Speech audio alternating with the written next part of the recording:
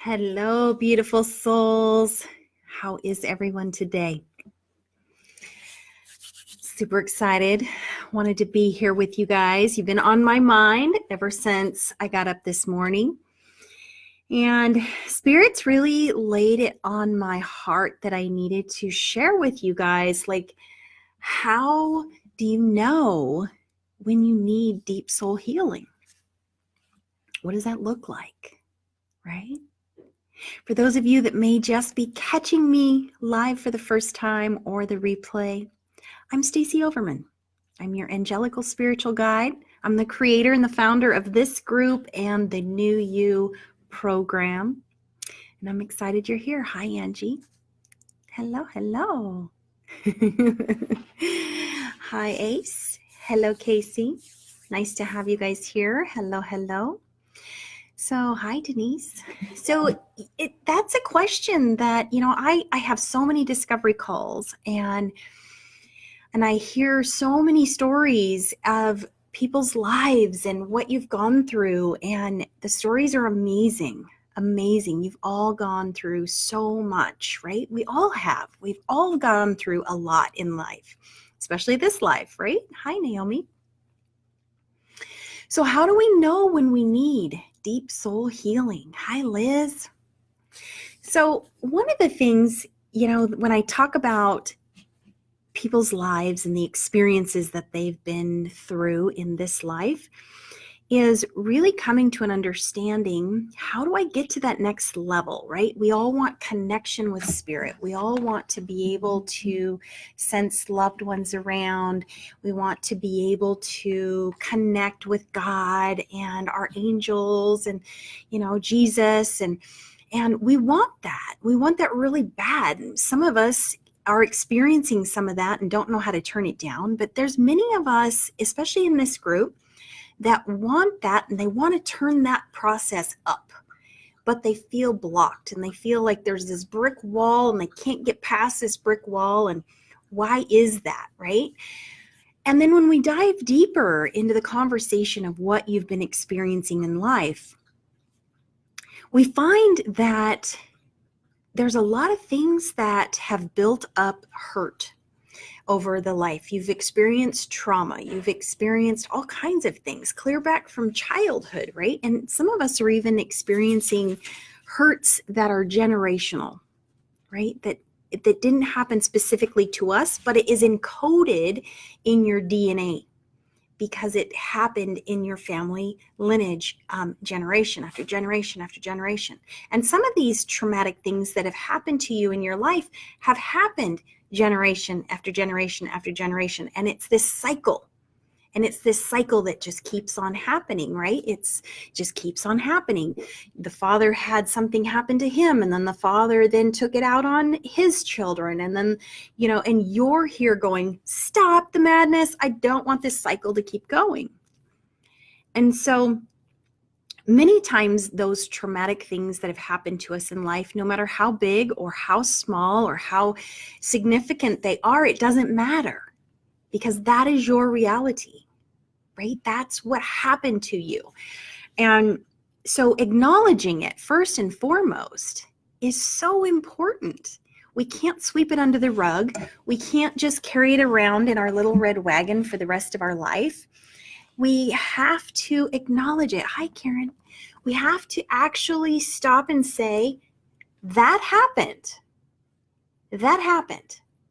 And there's 4 different perceptions to everything that happens in life, right? Every single person that witnesses something is going to have a little different story. So there was a beautiful soul that posted something in the group, I think this morning, about her father having dementia and wanting to heal that connection. And it's hard. And the father is not remembering things, right? He's remembering the story in a different way than she's remembering the story. And that happens to all of us, right? It's he said, she said, whoever maybe was the one that caused the trauma for you, for them to be able to live with themselves, maybe they changed the story. Maybe they've actually altered it to fit so that they can live with themselves. Hi, Charlene. Hey. Good to see you. Hi, Dawn. And so sometimes when we've experienced a traumatic experience in life, it seems so big. And then when we come together with family, typically most of this stuff happens with family, we come together and we actually communicate about it, if it's even possible, right? Like sometimes we can't even communicate about it. And the story may be different, or they may think that you're exaggerating or you're crazy or whatever. But I'm here to tell you that it's okay. Your story is your story, and that is okay. So no matter how big or terrible or whatever happened to you, it happened to you. Just acknowledge that it happened to you. That is the first step to beginning the healing process. And so if you're being triggered in your life by certain people doing certain things, so for example, a husband triggers you and you fly off the handle, you freak out, and he's looking at you like, what the heck? I didn't do anything. And you're like, yeah, he didn't really do anything, but he did do something, but it wasn't about him. It was a trigger from something that happened in your past. It was a trigger from a past husband. It was a trigger from a parent or a grandparent or a teacher or whoever that was that belittled you, right? Yeah, like Naomi. There could have been physical abuse. There could have been emotional abuse. There could have been sexual abuse. There could have been neglect, right? Like sometimes parents just didn't even take care of the kids. They just left, right? And some of us may have been the older sibling and had to stand up and figure out how to take care of the family. So, or maybe there was alcohol involved or drugs involved, and the parent just kind of checked out because they were dealing with their own trauma and trying to avoid what they needed healing from, which then trickles down to that's a traumatic thing that happened to you. So what I'm here to say is, whatever that is, when you're dealing with family, friends, whatnot, it isn't that we have to go back to that family member to heal with them, and it isn't your job to heal them and to make amends before someone passes away. I mean, that's ideal and that's great, so you don't have to relive that kind of trauma in another lifetime. But more importantly, that you acknowledge there was a hurt, and that you then begin to heal on a deep soul level yourself. And there's many ways to go about that. You know, some people see a doctor and some people get medicated. But I'm here to tell you that there's many other resources to be able to begin that deep soul healing. I'm kind of skipping around here because I feel like Spirit's nudging me in a different direction. And so I want to go back to that beautiful soul that posted in the group this morning about her and her father had dementia. They're wanting me to mention that sometimes when people, not sometimes, let me rephrase that. When we as human beings have dis-ease that is created in our bodies, it is because there is something that needs healing. And dementia happens to be one of those diseases that comes upon a person typically because they don't want to remember something. There is something that may be traumatic that either happened to them or maybe they infused on someone else. Whatever that is, we don't know. We don't know exactly, and it's not our job to pinpoint what that is. But many times people that have dementia don't want to remember something. And so if you're experiencing a loved one that's got dementia, know that there is something so deep and so profoundly affected their beautiful soul that their mind just does not want to remember it. And as we can prevent things like that, maybe dementia runs in your family, this is the time now to stand up and stop the cycle. This is the time now to do the deep soul healing work that you're being called to do. Like you're going to know. You're going to know watching this video. Like Spirit is telling me, all of a sudden I just got this huge overwhelm of, they're right here. Spirit is saying, I know who's watching. I know who's listening. This is from Spirit. I'm just translating this. And they're talking to you. They're saying now is the time. You're feeling the nudge, right? So if you're feeling that nudge, like, I need to do this, I need to stop the cycle, I can't let this continue to keep going on in our family.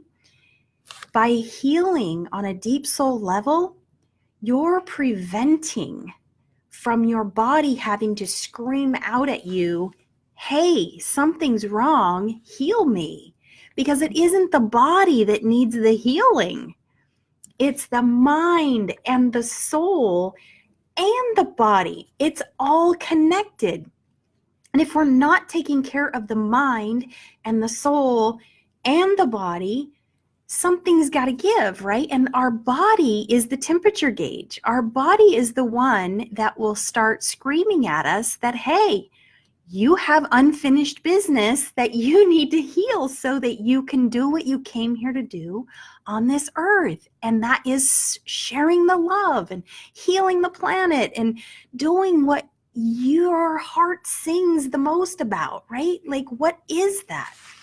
But you can't do that if the body starts to crumble and get sick and have dis-ease, right? Especially with dementia, goodness gracious. So the first thing is acknowledging that, I see there's a problem, right? Like, I got breast cancer, that knocked me down. And after my first surgery, I had a near-death experience. And after the first surgery too, they had the results back and I'm like, oh my gosh, I am like stage 4.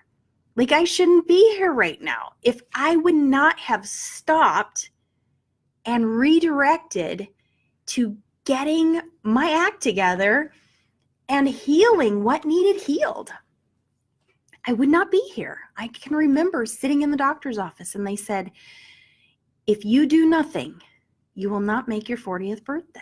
And that was less than 3 years. I had little kids. Like, what are you talking about?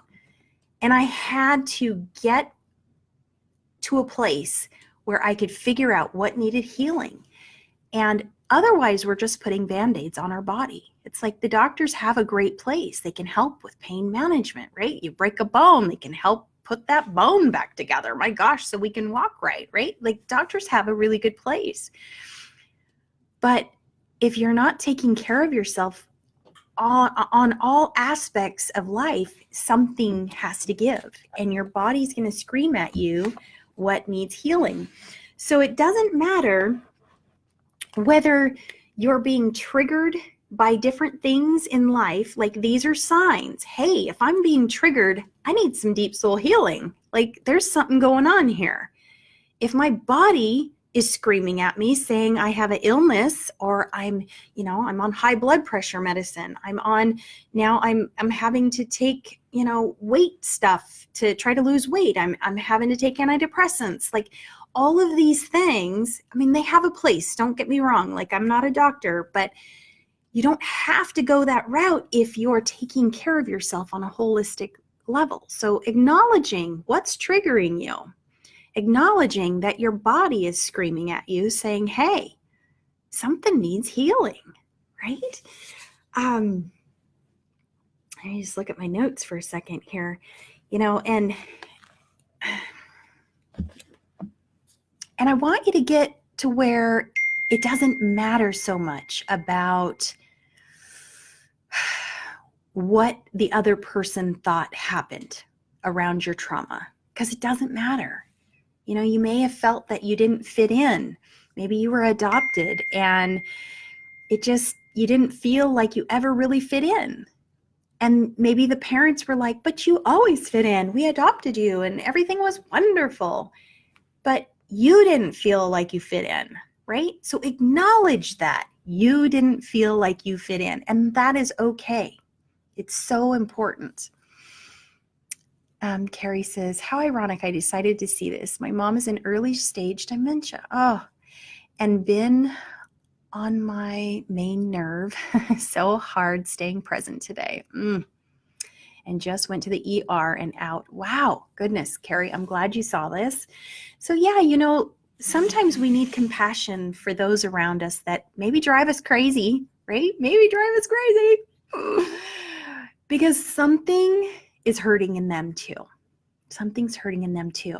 And I'm here to also share with you, when you begin doing this deep soul healing, not only does it heal you, it starts to heal all involved, literally all involved. You're stopping the cycle. If it's something that keeps running through the family lineage, you're stopping the cycle and you're preventing it to going on to your children, right? I also teach a method called reversing, where you can literally do a visualization technique, and I teach you how to do that. And you go back to that time when it happened, and you can change what that looked like and what that felt like. And you visualize that through the ethers. And literally, it will change the future. It changed. I know it sounds crazy and woo-woo, but I'm telling you, it works, and it has been proven that it works. And when it changes on your behalf and heals you, it also changes everyone else that is involved. So why not heal the past generations and the future generations to come? This is a great way for you to stand in your power and do what you're being called to do. They have great meds for the beginning stages. Oh, that's good. That's good. I mean, doctors have a place. Yeah, absolutely. And it can be very scary to go through that. And once you're in that motion, like, I don't even know if they have the wherewithal to understand how to go about deep soul healing. So Naomi, this is a great time for you to begin that deep soul healing so that none of this has to carry on through the family. So anyway, when do you know you need deep soul healing, right? When you're being triggered by other people and it's like, wow, it's really not them, right? It's really not them. It's just something that triggered. They said something or did something or didn't do something. And it's like, wow, something triggered from a past experience that lit you up. There's a sign.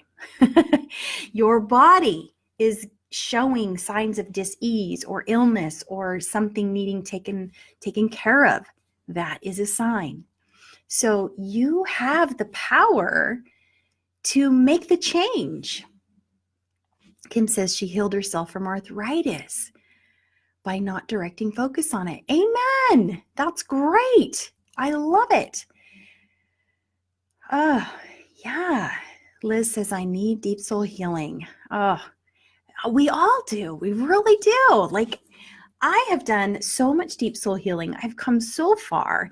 And the thing about doing deep soul healing too is it allows the walls to come down that are blocking you from being connected to source, being connected to spirit, being able to see your loved ones on the other side, being able to tap in and feel like you're not alone anymore.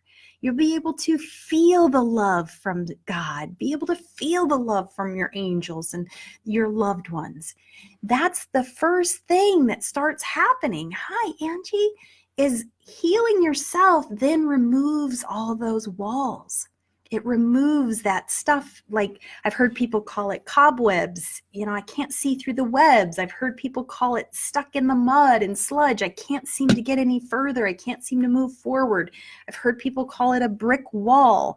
I cannot get around this brick wall. I've heard people call it, I can't open the door. And I am here to tell you that my clients, one by one, as they go through the 9-week New You program, come about week 4, week 5, man, the walls come tumbling down. They're going off medications. Their doctors are asking them, what are they doing? What's going on?